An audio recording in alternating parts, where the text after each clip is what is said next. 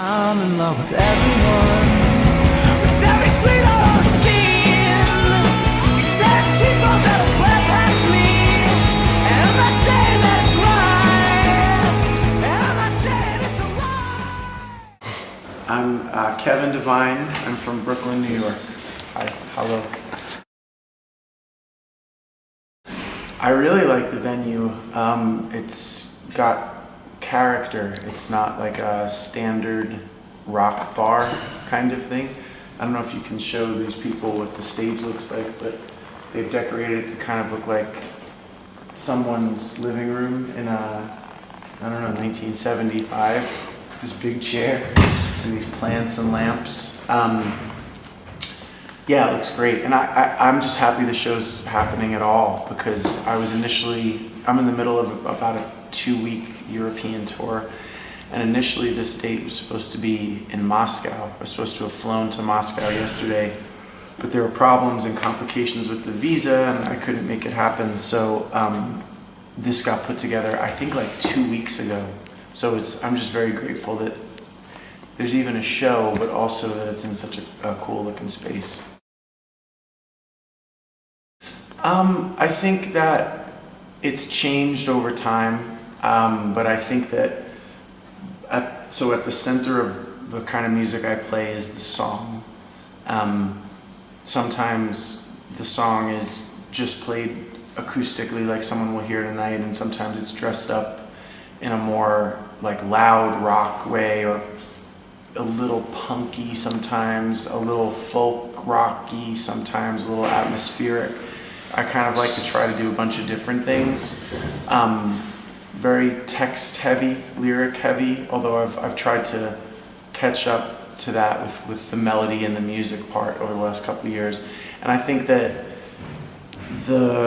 when people come see this kind of performance, it's just a guy and a guitar, but I try to be as dynamic with that setup as possible, not just kind of like, whispering and small. I try to also make it as big as you can make it with that type of sound. So, and as far as sometimes I really love bands like the Pixies and Superchunk and Nirvana, and I also really love things like Elliott Smith and Bob Dylan and Leonard Cohen and the Beatles, and so it's probably something in the middle of all of those things.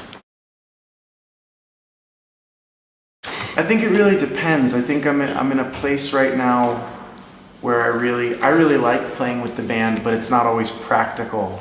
Like I can't always afford to do it. For example, I can't always bring them to Europe or these places that are further away. So I kind of go back and forth. I really like being able to do both. Some days it's just nice to play this way, and some days you miss the other instruments, and so I think it's nice that I have the option. Yeah, I studied journalism and English, like English literature at a college in New York called Fordham University.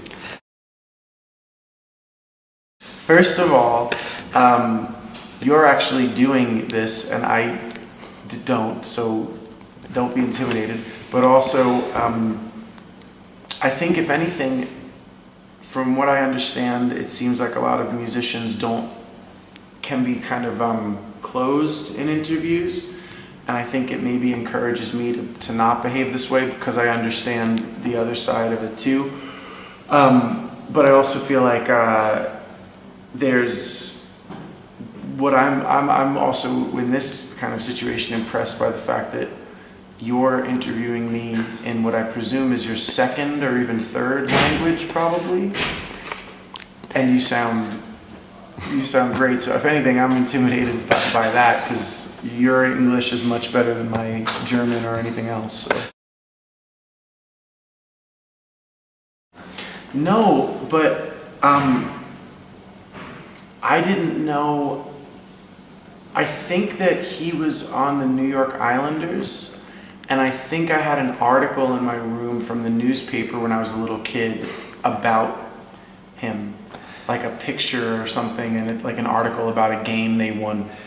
I've never been confused for him though I believe that if you look at Wikipedia, they have to specify like one is one and one is the other.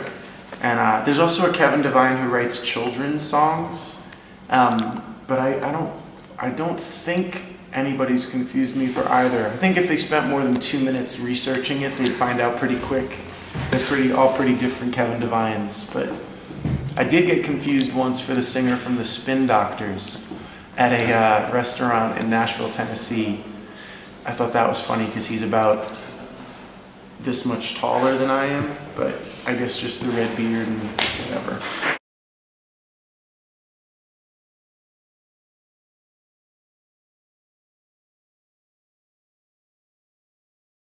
Well, really it was an experiment to see if we could kind of do it outside the framework of a traditional record label, because we had done,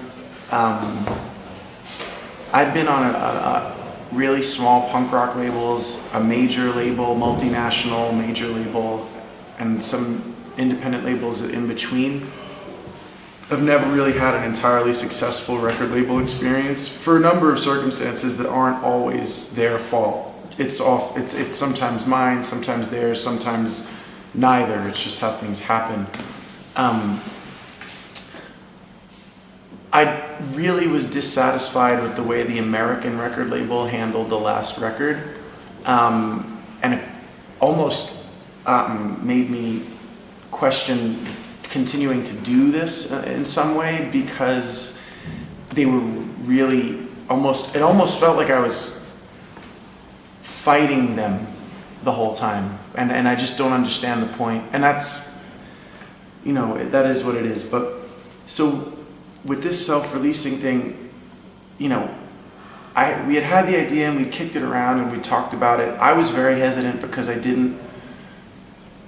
think there are very valid criticisms to be made of the whole Kickstarter process. I think that I was very concerned that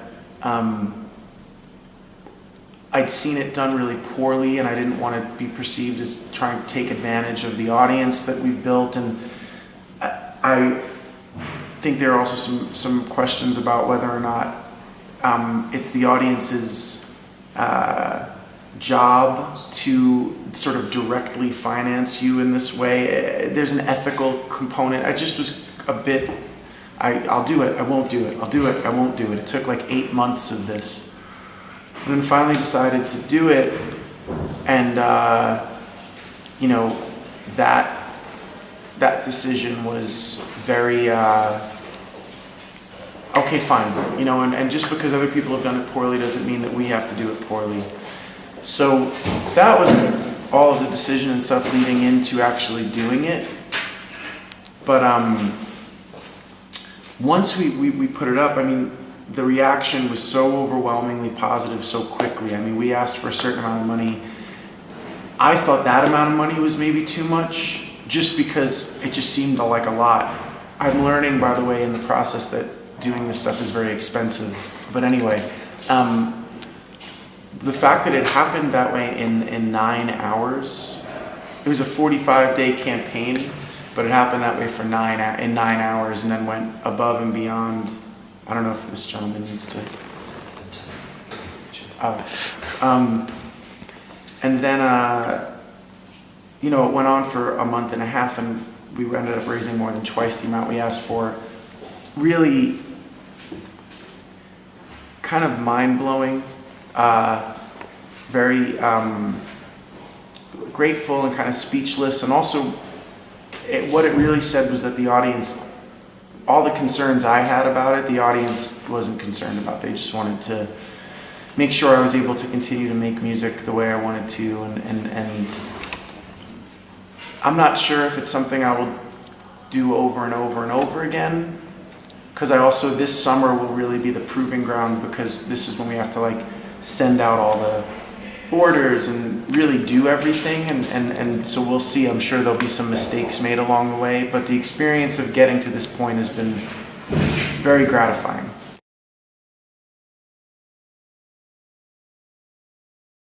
Well, I have to go home and do that stuff this summer. I haven't started any of that yet because we've been making the records.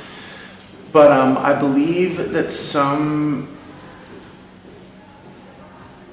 I think that someone asked for a Josh Ritter song. I don't know if you guys know this songwriter. Somebody asked for a Dashboard Confessional song. And then there were a few that were like really outside the box, but I don't remember off the top of my head now. A couple of like, I feel like maybe a Jackson Browne song. I have to look at them, but I think I have to do like maybe 7 of those. So I have to learn those, and that'll be part of like what I'm doing every day when I'm home for the next 5 months, is like getting all that stuff together and sending it out.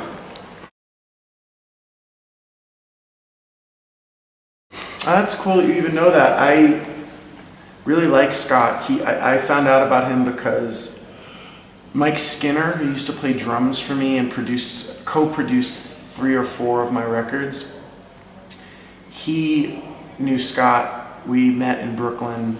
I saw him play a few times. We hung out at his house a few times, just became friendly. And he's got a really special voice, very special singing voice, and he's really smart and sweet and thoughtful. And when he was making that record, I believe he had just been injured and couldn't play the guitar, maybe. So he was filling in different people playing guitar on different songs, and I was more than happy to go and do it. It was just a 2-day recording thing, and that's how that came up. I really like him though, and I'm really glad I was able to take part in making his music, because it's dramatic in a cool way. It's very like, and he really knows how to command things with that voice. So I do. I think for me that the touring in Europe in summer, even though I have had small record labels and I've had, a booking agent, my whole 10 years touring here, someone's booked the shows for me, except for 1 or 2 tours that I did some myself and had some help. But it still feels a little bit more kind of do-it-yourself to me here. It feels a little bit less, and I mean this as a compliment, in some respects a little bit less professional, even though it's actually very well organized. It feels a little more personal. I feel like the promoters here treat you better because they understand or something, and that you're 5,000 miles from your home, and so there's always like breakfast and dinner, and someone's always making sure you have a place to stay, and that's not always the case in America. Even as you get up to a certain level, like the biggest shows we'll play in America are between like 300, 400, 500, even up to 1,100 people. The promoters still don't always make sure. It's just not the way it is over there. So I feel as though in that respect it's very different here. I also feel like the audience here is generally a little older. It's a little more adult. Maybe it's like university students up to people in their 30s and 40s, and even some above that.